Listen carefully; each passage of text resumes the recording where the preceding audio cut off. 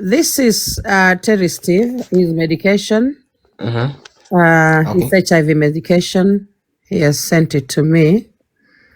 And then after that, I'm going now to show you the picture of the said pastor, the Reverend Edward Mwangi. Okay. And that is the gentleman. That is the man who... Yeah, PM, you're laughing. It's like Madam, it's a like minute, can it's like these people, PM Kimemia. Hebu tangaza msimamo. Madam Prosecutor, kindly, just a minute, kindly. Yeah. We are told there were two. Can we also get the picture of the other person, kindly? Yeah, I'll get that. So can Terry Steve please go to first of all, he needs to tell us the name, remind us of the name of the person again. Umepromise kwamba kila kitu utasema kwa koti leo ni ukweli. Kwa hivyo usidanganye tafadhali. Unasema nothing but the truth. Sawa? Yeah. Sasa ni pasta gani unamuongelelea ili tujue? I'm talking about Reverend Edward Mwangi, who is under Prophet Peter K. So Reverend Edward Mwangi, right? Yes. Who is a pastor under Peter K. Yes. Aya, sasa anza. Conversation sasa give me a break a bit. Anaanza sasa. Thank you. Thank you, Victoria. Thank you for the love. Thank you. Any sympathy, love, handout. Aya, Terry, ongea. Anza kuongea. Okay, this guy we met somewhere in a barrio. A barrio which was one of my friends. Na Yes. wakati tulipatana, I was a member of the committee of the barrio, and hapo ndipo nilipatana na Edward Mwangi. Uko na kelele hapo background. Ebu acha hiyo kelele, alafu ongea bila kelele. Ni kuna kitu naguza hapo kwa background. Okay, nimeanza. Aya, ongea sasa.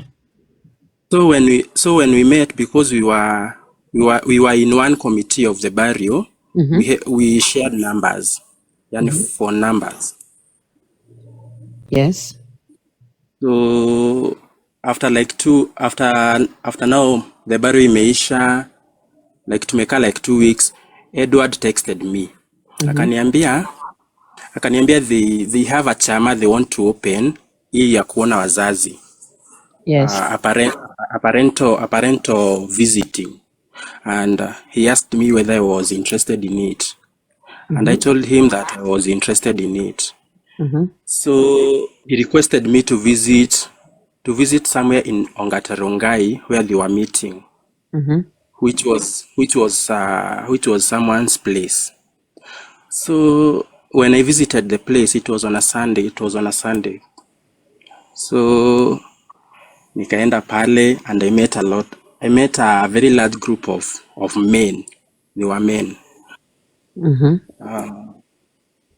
And because I was very innocent, I just joined them, because mimi nilienda pale in a name of ni chama nimeenda kuingizwa ya kwenda kuona wazazi.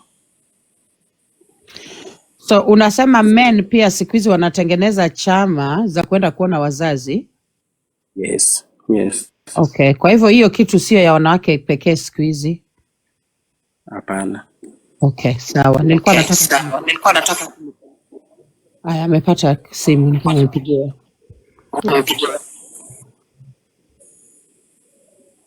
So when I went there, nikawa join, and wakamaliza those stuffs of chama nini na nini, but because it was too late going back to mahali nilikuwa nimetoka, this guy requested me I spend a night there, and niende the following day. So in the middle of the night, this guy with another guy, now Pastor Mwangi with another guy, they did what they did, and the following morning nikaamka, and I was so furious and what have you. I went to I went to Ongatarongai police station and I reported the matter.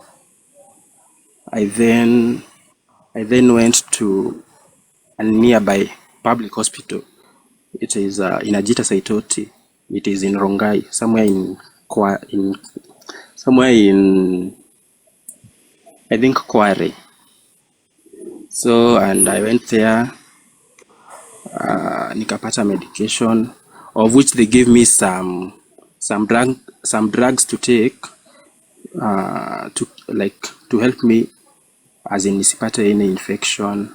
But because of how I was furious and I was like, why has this happened? I found myself missing the drugs, of which I missed the drugs. And after I report the case, now, okay, I reported the matter, but I never, like, sikufuatilia, like I just gave up on the matter, because now hawa ni watu wako na uwezo and what have you. So, and you know, kukimbizana na watu that you are not of the same level, somehow it becomes difficult, and I just mwenyewe nika let it go. So nilienda hosi wakanipa hizo dawa, and they told me like you should be coming after every 3 months to check on how you are going, like kujiangalia whether you, and of which mimi hizo dawa alinipe, me I'm not a good fan of drugs, so niliacha kukunywa hizo dawa. So and so nilikuwa naenda like naangaliwa, and after like 9 months later after the incident happened, I found myself that already they had affected me, like I was affected with HIV and AIDS, and that's how it was. And yeah.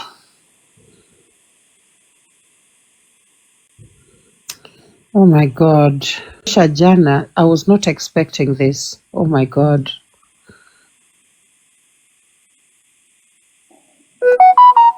Oh my God. That's how it was. Senior counsels, can someone talk to him, please? Because Mimi, hey, please take the mic. I wish you take him through some cross-examination so that we can find either justice or not, maybe if the guy is guilty or not. Also, Senior Counsel Peter Kioi, we really need to find a good system of finding justice for these victims. Okay, no Because problem. it's becoming really, really bad. About Naona it, ningependa kuongea, utanipea nafasi eh? okay, utapatiwa. Hii ni serious. Ni serious. Ni Hiyo ni serious. mambo serious. So I wish you to grant me permission to take him through Yes, and cross-examination. yes, I think it's in order. The judge is here, and I know he's at work, but he's also juggling with his duties. So I think you can continue. Thank you. I promise to be very gentle on him, and I'll be sensitive in everything. So first and foremost, 1 minute, Madam Prosecutor, before Senior Counsel approaches the bench. Madam Prosecutor, are you there? Yes, I'm here. Yes, Your Honor. What I've realized with Terry Steve is that this is he is a victim, right? Yes. But again, this son is not a victim of the so-called Reverend Bishop Peter K, right? Yeah, he's a pastor. He's a victim of a pastor in his church. The Reverend and Bishop Peter K, right? Yes, prophet. So what I would like first for you to do is, this is another submission that we can also hear as a victim too, under the umbrella or under that ministry. So yes, you can proceed with the senior counsels cross-examining Steve Terry. Thank you. But again, we have to put on our minds that this is a case of its own. Yeah. And this is a submission. What I did not understand is that Peter, Reverend, the so-called Reverend. Who is the name of the Reverend? Terry, is Edward who? Terry, can you say the name of the Reverend? Team of Edward Papa Mwangi. Kimondo and Oh, Reverend Reverend Edward Mwangi. Edward Mwangi. Yes, Edward Mwangi, Reverend Edward Mwangi, who works under ministry of under the ministry of Bishop Peter K. Yes. Okay, this is another submission. So I would advise this court or direct this court people to be the city councils to be very gentle with this cross-examining, because this is a new submission. So you can go ahead and direct them to go ahead. You're not going to crucify anybody. So I permit you to allow them to cross-examine Terry Mwangi. Thank you so much. Terry Steve, sorry. Thank you so much. Thank you. All right, Senior Counsel Peter Q, take the mic. Thank you so much. Thank you so much, the Honorable Court, for allowing me to take you through the cross-examination. However, I promise to be very gentle on this matter, and as well as I can put across that it is not a matter of Peter Kimondo, but Edward Mwangi. So right away, Terry, if you can open your microphone, then we can have a conversation. Sauti iko sawa sahi? You guys? Yeah, for us we can hear you well. Yeah, for us we can hear you well. Sawa guys. So, I will take you slow mpaka. Yeah. Terry Steve, habari yako Terry? I'm good. Kwanza nakuomba, nasema pole sana kwa yale ukupata. However, I wish to take you through some cross examination mpaka penye tutafika. So inawezekana hiyo, utaniruhusu?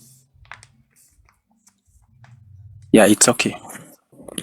Kwanza kabisa ningekuuliza kwamba unaweza kuwa na picha ya aliweza kufanya haya yote? Yeah, I can send it later to Lady Jacqueline. I can do it. I have it. So hii burial ambaye mlimit ilikuwa ya nani? The burial that we met ilikuwa a burial of a mother of one of my friends. Mlikutania wapi? The first meetup that we met with Edward Mwangi, ni kwa committee hiyo ya burial. Tulimit nyumbani kwa kina huyo kijana. Mlikutana wapi? It was somewhere in veterinary.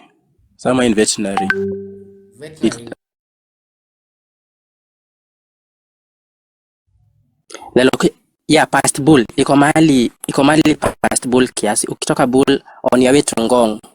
It's in between Ngong and Bulbul. Bulbul. Sawa, thank you so much.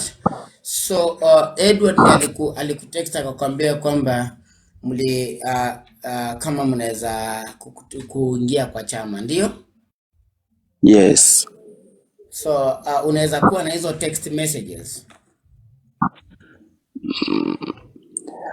I'm not sure whether I have the text messages, because it was back in 2018.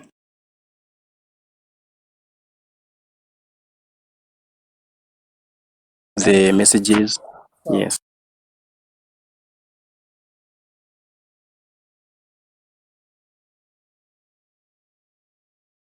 Ulikubali hapo na mkarequest unaweza baada ya kukutana Rongai,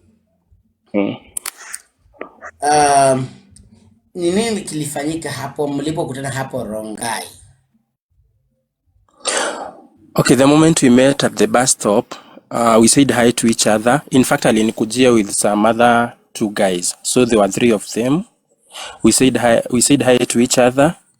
Then he gave me the direction of the place that we are going. Ndio tukafika place tulikuwa tunaenda huko kwa that guy, the place that the meeting was being held. Thank you so much.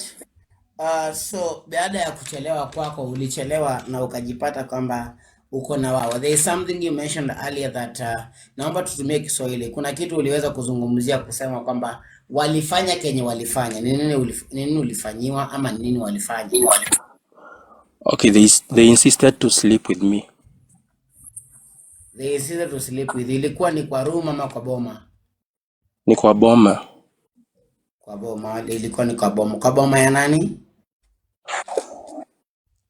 Okay, it was a rental. Like, Quento, I wanna approach the bench a little bit on that matter that Peter Kioi, Senior Counsel Peter Kioi has just asked right now. Terry Steve, yes. they insisted to sleep with you, or Yes. they insisted you to have a sleepover. Can you clarify on that? Because I think Senior Counsel Peter Kioi didn't get that point well, and this respectable court. Thank you. Okay. Number one, they requested me to sleep there because it was late. Then afterward, they insisted sleeping with me, and it was around 2 at night. Sleeping with you means that they either have sex with you, Yes. or They they insisted share a bed or a place with you. they insisted having sex with me. So what did you give a consent? Yes. So you give a consent. So can I ask you, Yes. if you give a consent, so What do you mean by okay? ulikubali? Okay. The consent means wacha nikwele, ulikubali. Okay, I resisted, but them they forced. But on my side I was resisting. Kwako basi tuongee Kiswahili tafadhali, naomba tuongee Kiswahili. Ulipeana idhini kwamba waweze kulala na wewe ama kuweza wewe kulala na wao? On my side mimi nilikataa. Kabla ya hayo matendo yote, kuna kinywaji mlikunywa, kuna kitu ambayo ulikula ambayo unafikiria kwamba hujawahi kuzoea? Yeah, kulikuwa na pombe, of which we took alcohol. Hii pombe ambayo uliletewa, nani alikufungulia? Ulifungua peke yako ama ulifunguliwa? The alcohol nilifunguliwa mimi. Nani alikufungulia pombe exactly? The colleague to Edward. Wewe wakati huo wote mambo yote ikifanyika, ulikuwa na umri wa miaka ngapi? Nisamee kwa kuuliza. I was 19 at that time. Sasa uko na miaka ngapi? I'm heading 28. You are 28. Ilikuwa imefanyika mwaka gani kitendo? That was 2018. 2018. Tukiweza kupiga hesabu ya rahisi ama ya haraka kutoka mwaka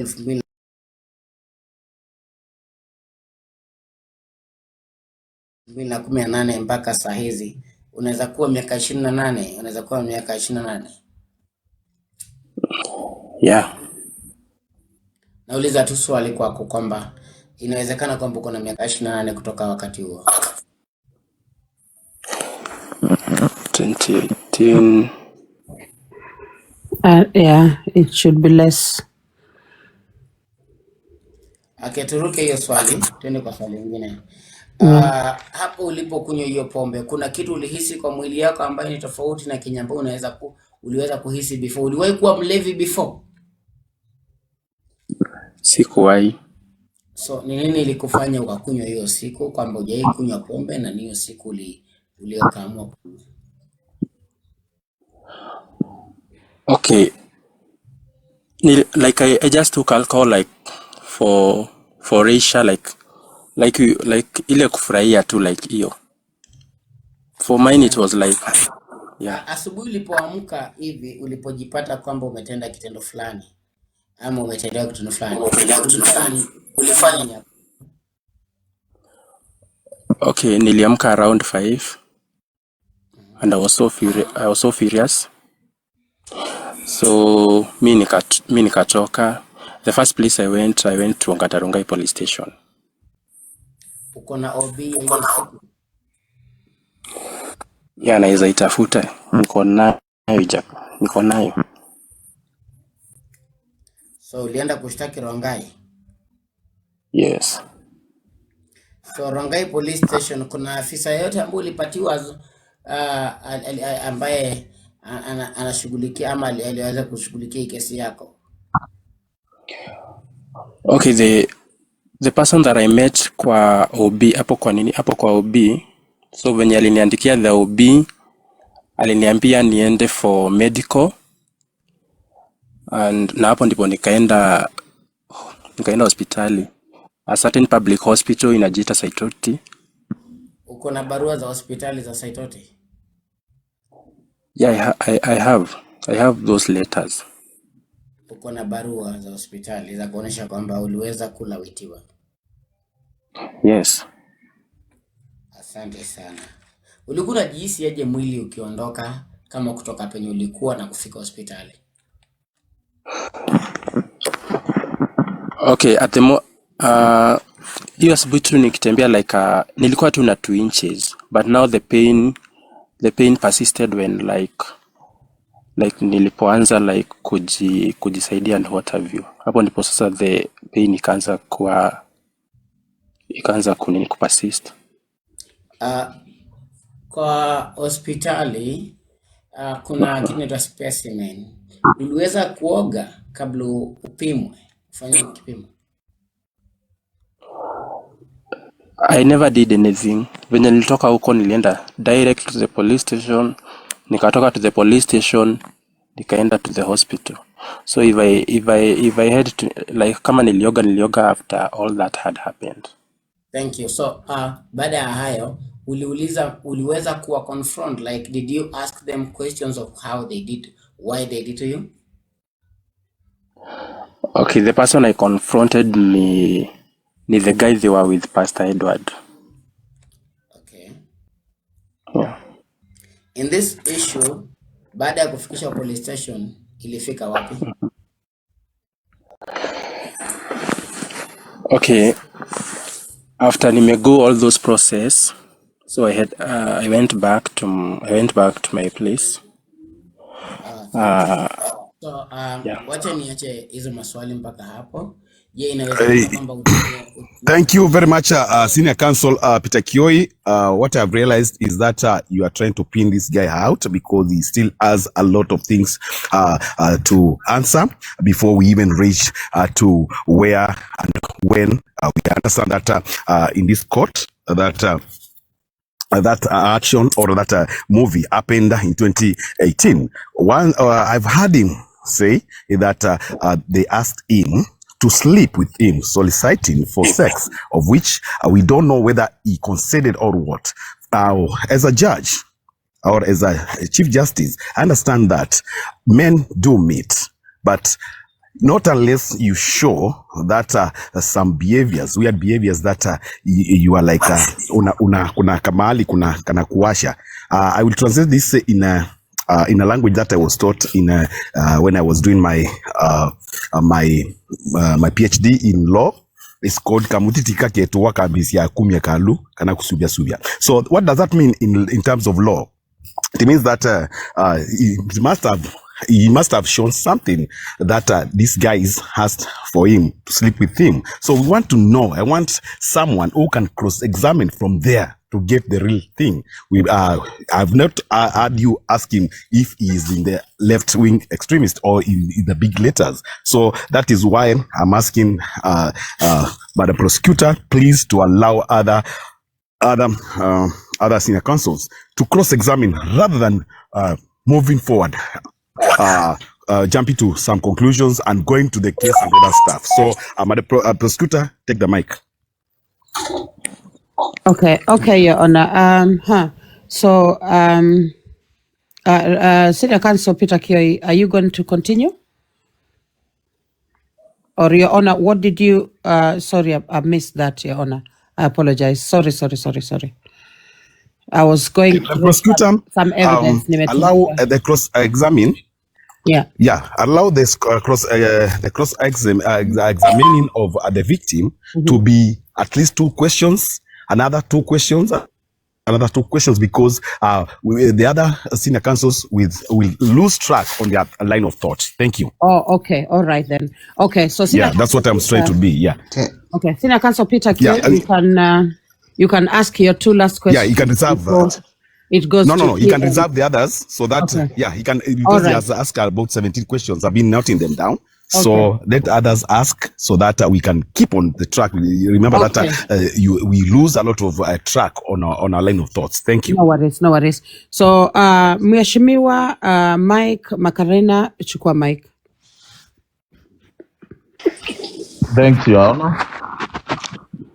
Terry, ninasema pole kwa yale umepitia na yale ulipitia kwa hiyo miaka. Kupitia kwa hii koti yetu, kuna swali ningetaka kukuuliza. Kwa sababu uko na hiyo OB. Na umetuhakikishia hapa uko na hiyo OB, eh? Yes. Hii koti inaweza kukusaidia. Kama uko na OB utuambie ukweli.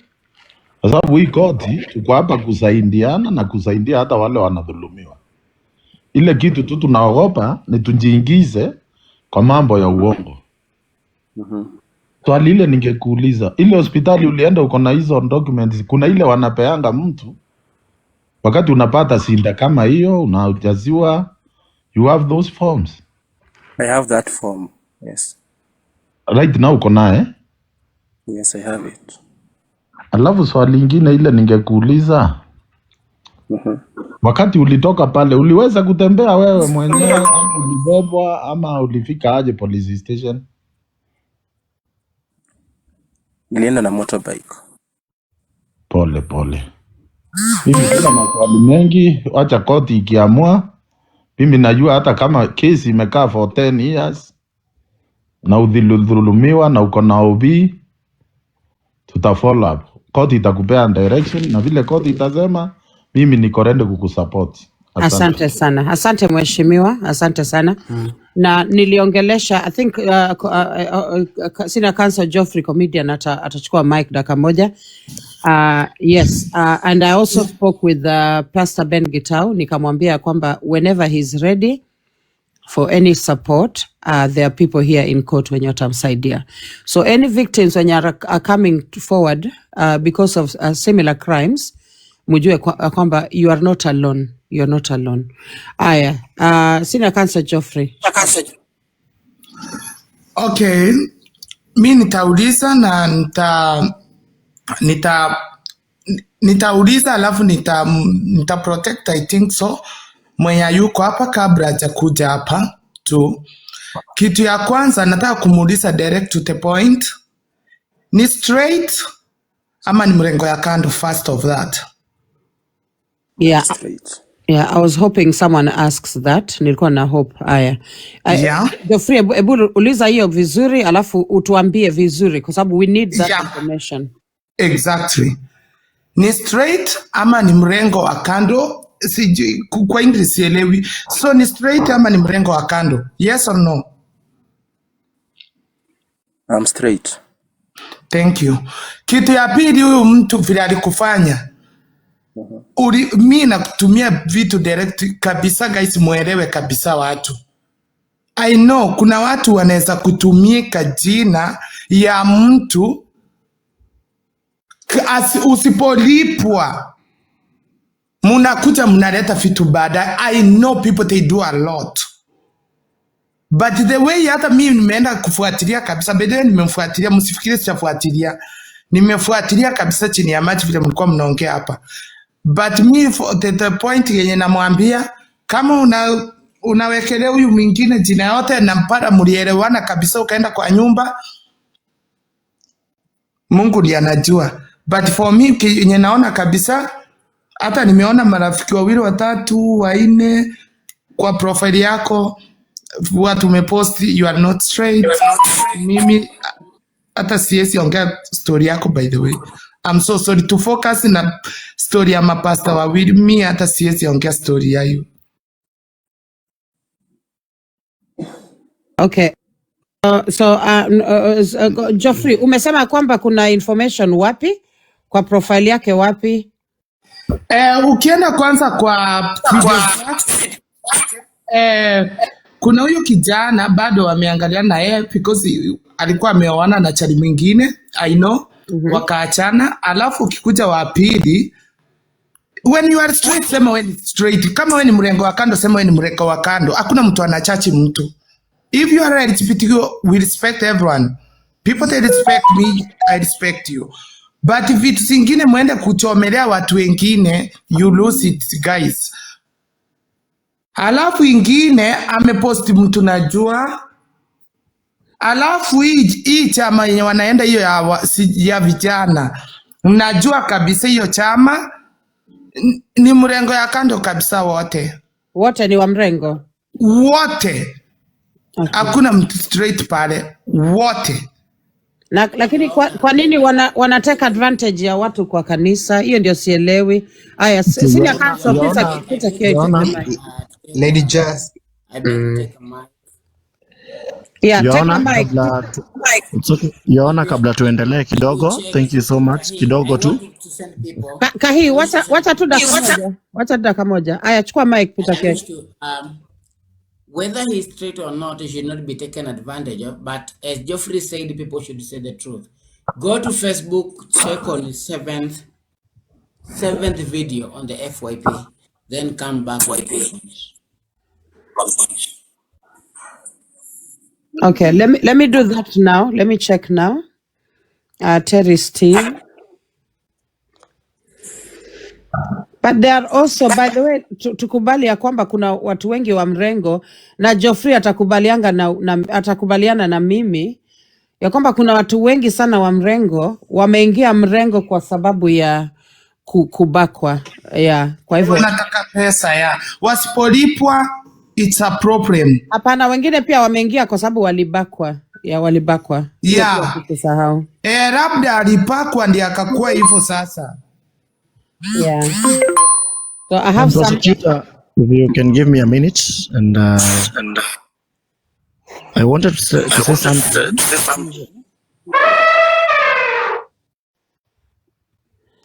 By the thank you so much. Endelea. Huyu kijana, it's okay. Thank you so much, Madam Prosecutor. Ile age huyu kijana alikuwa nayo by that time ni age inakuanga somehow, isipoangaliliwa sana hiyo age inakuanga tricky sana. That guy was just 19 years old by that time, and either way, hata kama ni wa ile side ingine ama ako straight, if at least it doesn't matter whether he was straight or not, as long as alisodomaiziwa by force, huyu kijana anahitaji justice yake. Hata kama yeye ni wa mlengo ule mwingine na hakukuwa willing to give in, then it means alifanyiwa by force.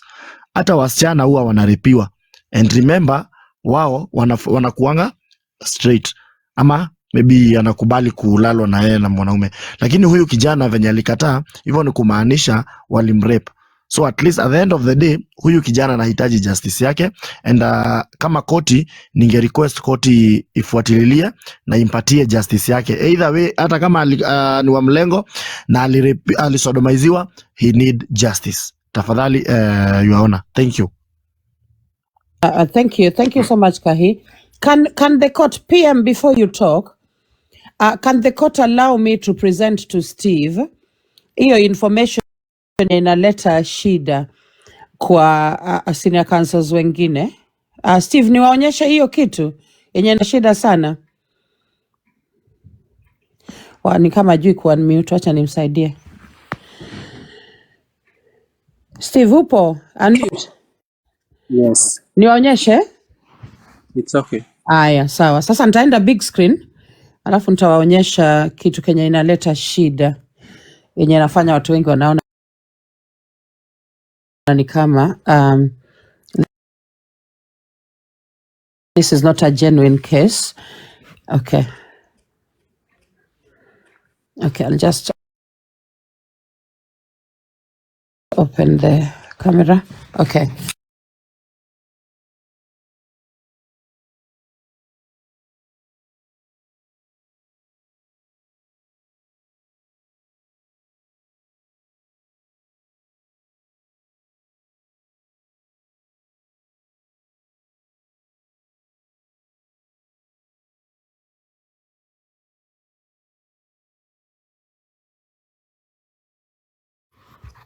yako kwa Facebook. They will criticize you are not and for what they think you are. They will judge you for what you do, for what you don't do, and for what you fail to do. They will talk about you for what you say and for what you keep silent. They will point at you for your successes and for your mistakes, for your decisions, and for your doubts. No matter how much you try to please, there will always be opinions. So live for yourself, because in the end, the only thing that matters is being true to your own path. Blessed Tuesday. Okay. Sasa hiyo ndio na hiyo ndio post yenye picha yenye na company, hiyo post ni hii. Alafu sasa naweza fungua comment section nione wamesema nini. Okay, Yeah, so Your Honor, she opened the comment section. comment section. I wish to submit this honorable court that this is not relevant. Yeah. And this is an issue. The issue is whether he's straight or not, he deserves justice. And that was the question. That was the reason I was not asking him about his sexuality, because if it's a matter of being a gay or not, I'm sorry to say that, he has a right to consent. I want to bring to this court that even your wife in your house, your wife as a straight man, in your wife, before your wife, you don't have to rape her. There is something called consent, and your wife can sue you, and you go to court forever, and you go to jail because of rape. Rape means it is just without consent, just that. So, and it starts when somebody has touched you, somebody that has really taken advantage of you. There's something else that we have to consider here. The fact that he said he's affected by and is infected with HIV and AIDS. This is a very serious matter. Let us be very kind. Let us be very, very, very keen on this matter, and let us be very honest in this matter. He said he reported. All what he needs to show us is the OB and the documents of the hospital. And what I can say is justice for him. Thank you. Okay. Jaona mimi na support Kioni Peter.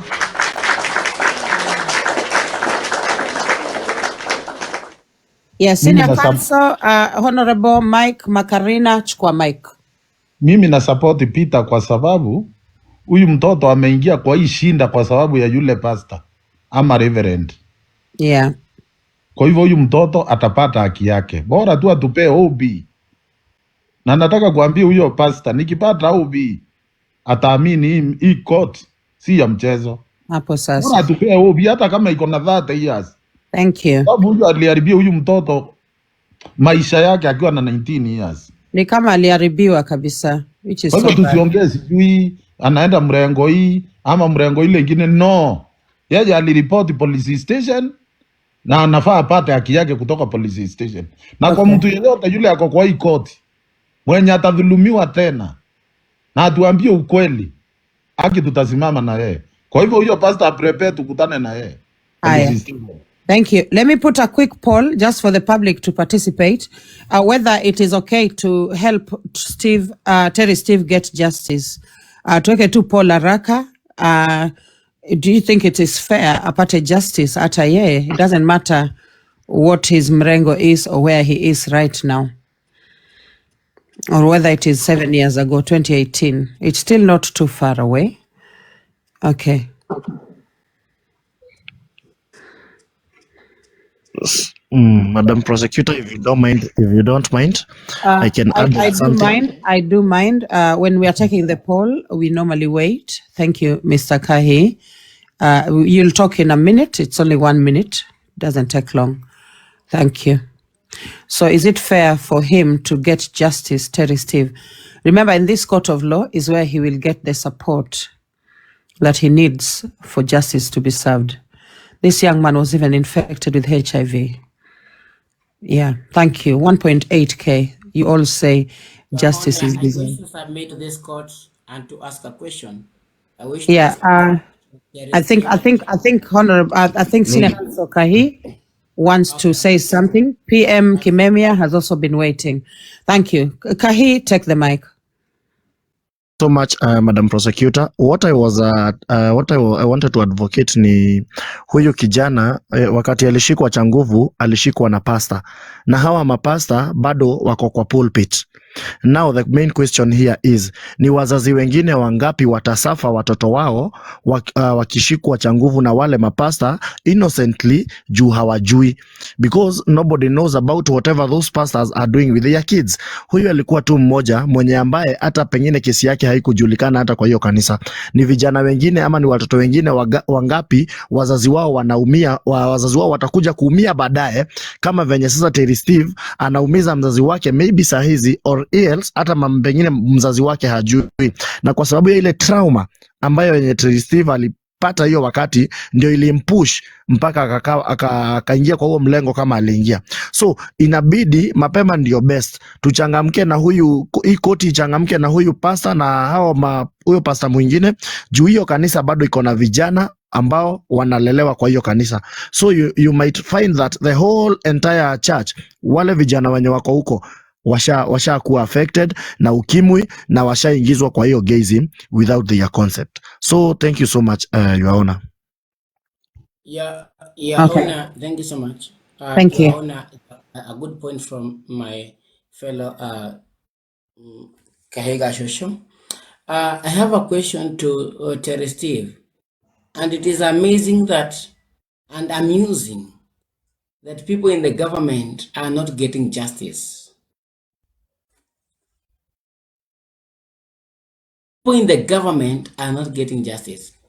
I wish to ask Terry Steve, there's some evidence that have been sent right now here. Are you a cop? When you askari, sitasema mali yote ndanyamaza. It is just a matter of yes or no. When you askari popote,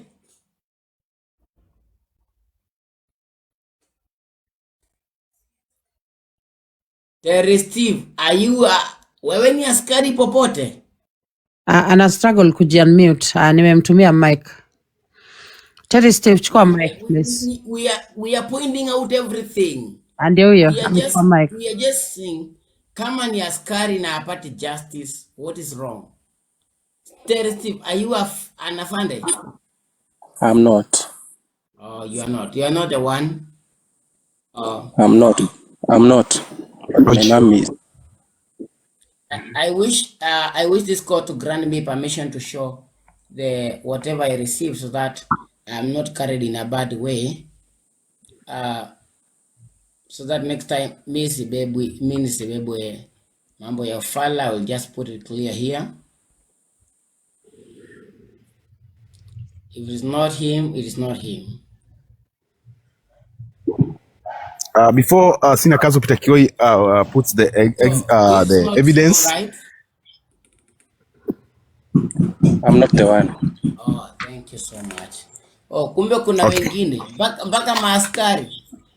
Okay, thank you. Thank you, Senior Counsel Peter Kioi, for that. The person named here is Terry Steve, and he is not the one. The cop that you are talking is a very popular cop, and everybody I think knows apart from you. Hata anapostigi pale kwa Facebook. So again, once again, Terry has a case, but again, I would direct this as a chief chief justice in this court that can we get hold of this reverend Terry Steve? Where does he minister? Which church? Which branch? And if you have their numbers, you can communicate with the lady with our prosecutor. So I have, Your Honor, I have a picture that I'm going to ask Terry to check in his inbox. Terry, unaweza angalia WhatsApp yako. Ni yeye. Nimekutumia picha hapo. Let me check. Angalia WhatsApp yako. I think, Madam Prosecutor, you're doing too much. It is Terry Steve, who is supposed to give you exactly the photo of the perpetrator, because you cannot help the victim do what he doesn't, because we just been shown by a senior counsel, Peter Kioi, another person who looks like Terry Steve. So I need you to upload yourself and act professionally. Sorry for that, because we don't want you to be on the wrong side. So yours is to prove if it is true and do a lot of investigations. Thank you very much, Madam Prosecutor. Okay. Let Steve describe and tell us you to be on the investigation until and a preach church wapi. So from there now, people can come and ascertain that it is indeed the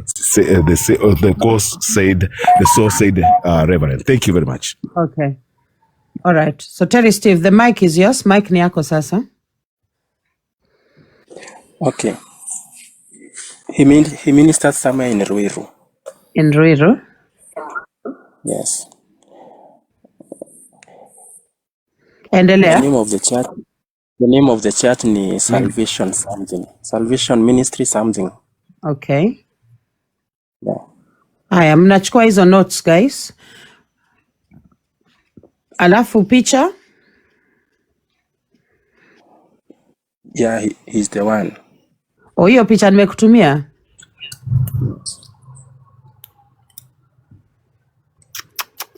Oh my God.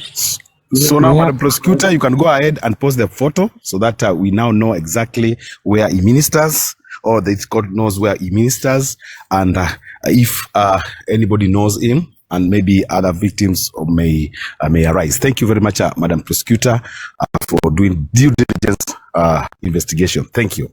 Okay. All right. So, okay. So what I'll do, Your Honor, yeah? PM chukua mic. PM Kimemia. Maybe before you post or you show us the photo, I have a few questions to Terry Steve. Yeah, go on. Terry, how are you? I'm good. Pole sana kwa yaliyokufanyikia, na tunaingia kwa viatu zako na tunasema pole sana. Ulituambia mlikuwa mmepatana kwa meeting, mlikuwa mnapanga kitu kama parental blessing. Yes? Yes. Mlikuwa mmepatana mkiwa kama group ya watu wangapi? We are almost 20 something. You are almost 20. Event ilisha saa ngapi? Event ilisha around 8:30. 8:30. Before now this event, ulikuwa umepatana na huyu pastor before? Tulikuwa tumepatana kwa barrio. After barrio na hii event, hapa katikati hamjapatana tena? No. Mlikuwa mnaongea kwa simu? We were not talking before. Okay. After event imeisha, watu 20 wanataka.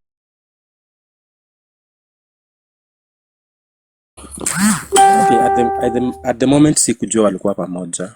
Like they are the same caliber. So, on my side whatever I did, I was just resisting. Yes. Okay. So at least we know there were 11 people there.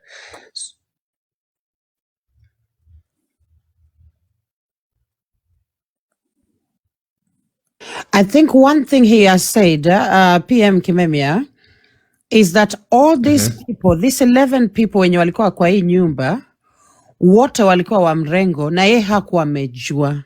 Unanielewa? So wote hao watu amesema they were of the same caliber. Steve, nikisema ya kwamba hiyo inamaanisha kwamba wote walikuwa wa mrengo, nitakuwa nasema ukweli? Yes. Yes. So PM Kimemia, this happens a lot. Young boys are pulled into gay parties without them knowing, and then they are exploited.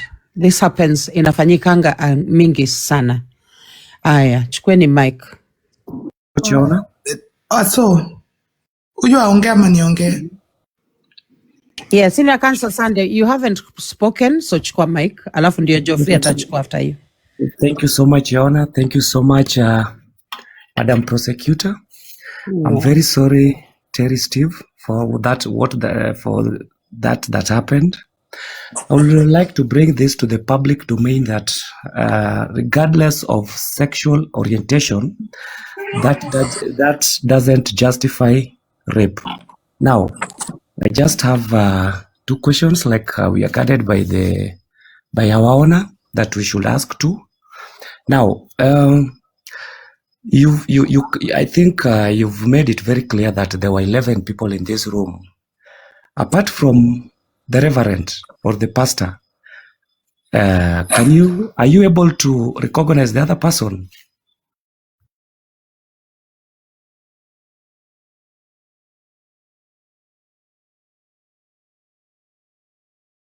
Kindly, are you able to mention the other person, because you said you are molested by 2? Can you tell us the other person's name kindly?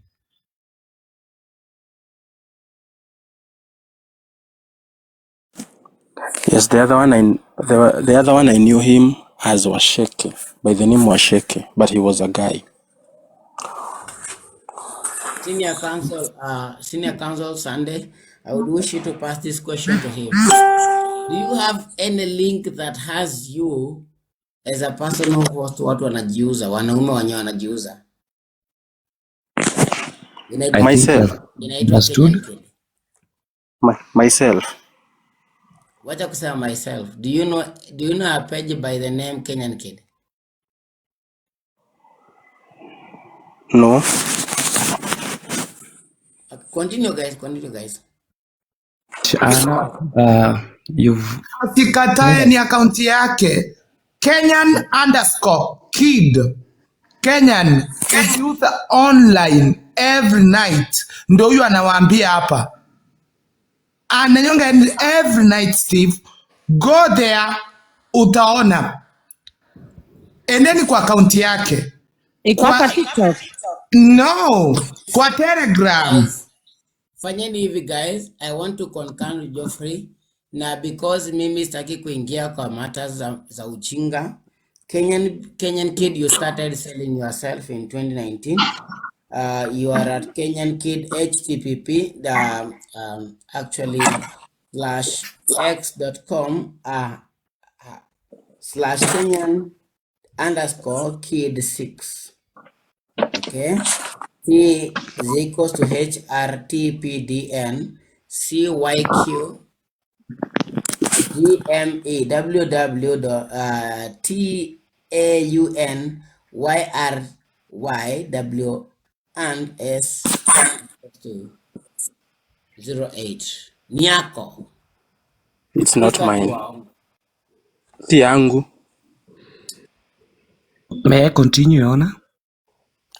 Okay, so first of all, he has said it's not his. Maybe we can tunaweza si yako.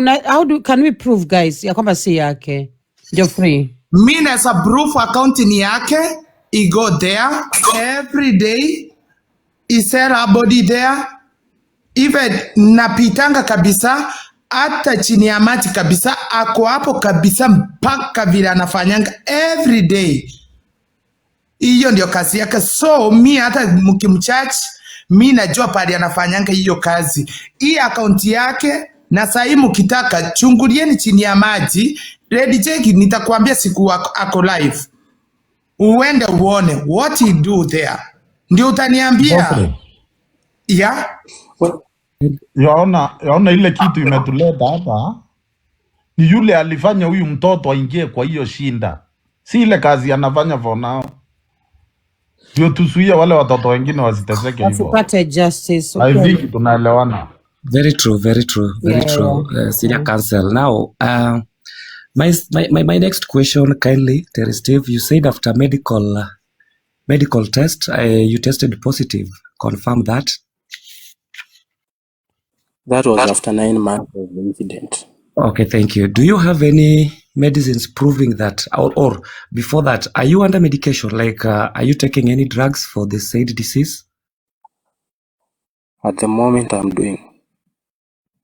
Kindly send them to Madam Prosecutor, or Madam Prosecutor, do you have any proving that? I think what I'll do, Terry Steve, and guys, if you want to gift him, support him, please do. What Lata Santa started, msupportini. And also, Terry Steve, I need that information tafadhali kwa WhatsApp yangu. Unaweza fanya hivyo? Yeah, I can do it right now. Yes, so you can do it right now. Unaweza enda tu chai, ufanye hivyo, ututumie tu saizi. Just go through your pictures. Unarudi TikTok, unaenda chai, unajua kuenda chai? Yani unaenda tu kufanya hizo vitu kwa simu yako, utoki live. Yeah, I know. Okay, fanya hivyo. Lakini usikae chai sana kwa sababu TikTok itakuangusha. Okay. Haya. Should I wait or I can proceed with my next question? I think you can wait, but then what, I don't know if Peter has something to say, but kuna kitu Geoffrey anajaribu ku drive towards. Geoffrey comedian, nataka nikuulize, kwani mtu akiwa ameingizwa mrengo by force through kubakwa, kwa nini sasa kwa nini sasa ublame huyo mtu kwa hiyo kitu, hiyo kisanga? I don't know whether to call it kisanga yenye limpata. I know. Najua nikujibu back. Hebu nijibu. Okay. Unajua kuna wale watoto uzaliwa na hormones hivyo wakiwa from down. Yeah. Na kuna wale watu urebiwa. Yeah. Umeona kuna different hapo ama usiki? Nashika. Mtu yuko ujui kitu yote utasema nyamaza, but me I'm telling you the truth. Lazima justice ifanyike kila mahali, sijakataa. Unajua kuna vijana nowadays they are lazy, wakisikia ni pesa mahali they do because of money. Okay. So hapo ni kama nimekujibu. Vitu zingine nikiongea lazima hata kotini kuna watu opposite, kuna watu wako light. Tunakuelewa. Shida yangu ni huyu ni kama nataka kuna vijana wengi hapa TikTok wenye walienda through the same issue yenye Terry alienda through. Hata kuna mwingine hapa transgender. Sasa hizi ameanza kubadilika kuwa mwanamke. Alienda through the same shida yenye Terry Steve alienda through. Unaelewa? Na kwa hivyo lazima tukumbuke ya kwamba kuna watu wengi sana wanazaliwa hivyo kwa mrengo, lakini kuna watu wengi sana wanawekwa kwa mrengo na hawa baba wabaya yeah.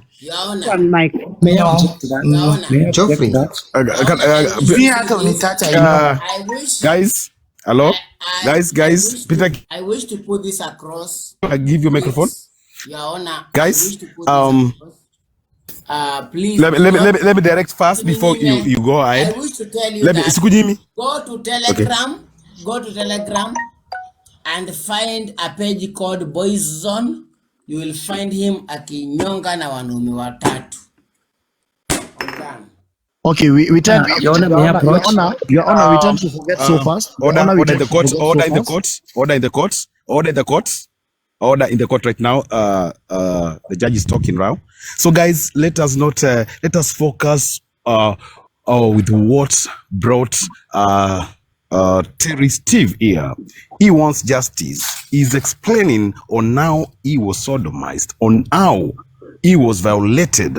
We are not talking about his gender, his sexuality, his lifestyle, or whatever. Whatever he chooses, it is him. We don't discriminate against in this court, against race, gender, sexuality, color, and anything.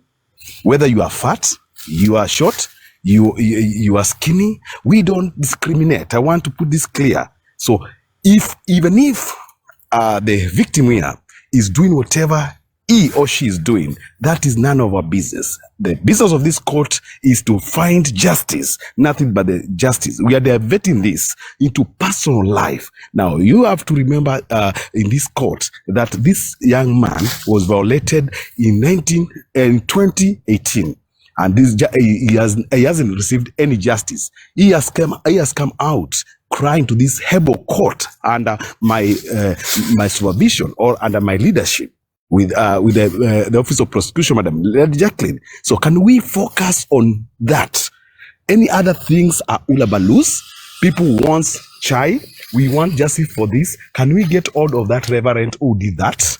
Okay. Please, Madam Lady Jacqueline, please let us focus. Okay. We don't care what anybody does. A lot of us here, a lot of this court is full of those people. We are calling them Mrengo Kushoto. We have our senior counsel who is also in that big left-wing extremist, that the big letters by the name Geoffrey. So you don't judge anything. Thank So you. nini tuweke kwa speed bwana. Tuweke kwa speed bwana. Chachi mwenyewe kumanina.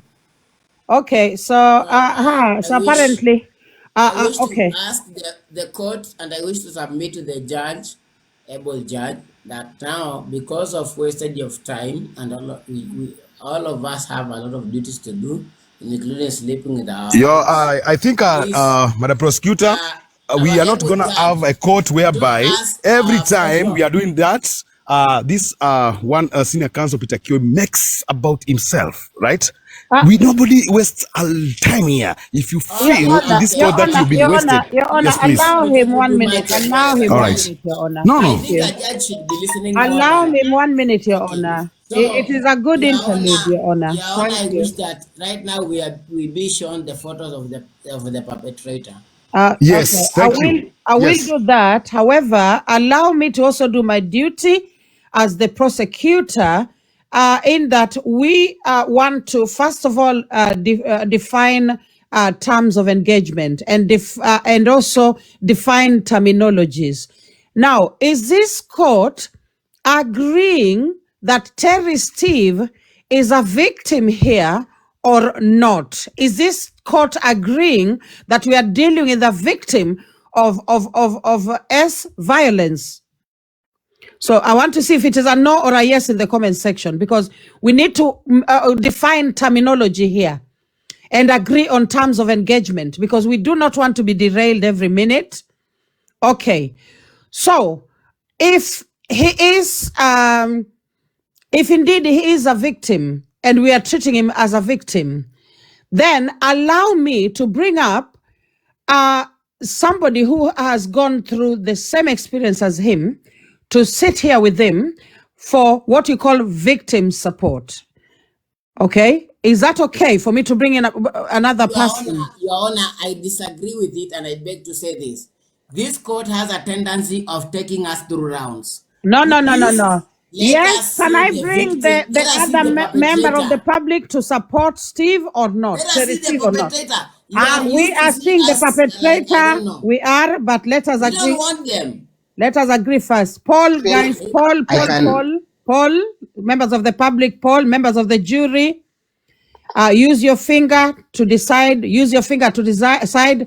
Should we bring another victim of the same crime up on the podium or not? Use your finger to decide. Use your finger to decide. Members Alafu of the tukiendelea jury, kabisa, wakiendelea hivyo Lady Jacqueline, naomba koti, kesi yenye imetuleta hapa ya leo ilikuwa ya mapasta. hapana, it is still the same thing, comedian. Hapana, lazima tu agree ya kwamba victims wengi watatokea na So tusiwe kotini uncomfortable. tumebeba. Oh my God, I've seen a moderator muting senior counsel Geoffrey, comedian. Moderators, you do that again, moderation button gone. Don't do that again. Do not mute any senior counsels. Thank you. All right. Okay. So now I will bring up a Lady member of Jacqueline? yes, 1 minute. 1 minute, 1 minute. Allow me. I'm going to show the picture. People are waiting for the picture. Allow me to bring somebody up. Yeah, I just found him.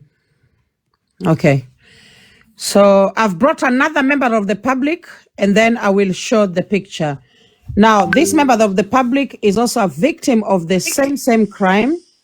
And he can be here as a support system for Master or Mr. Terry Steve. Thank you very much. Chapati plug, katu hapo umute. Asante sana. Okay, sasa nitakuja big screen, nitaonyesha picha. Thank you. And unless PM Kimemia wants to do some PR hula baloo.